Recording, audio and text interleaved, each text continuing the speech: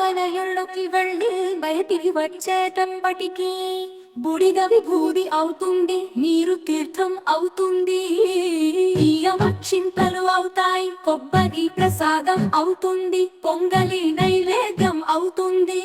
ఇది మారిన ఆలయంలోనికి వెళ్ళి మారకుండా వచ్చేది మనిషి మాత్రమే.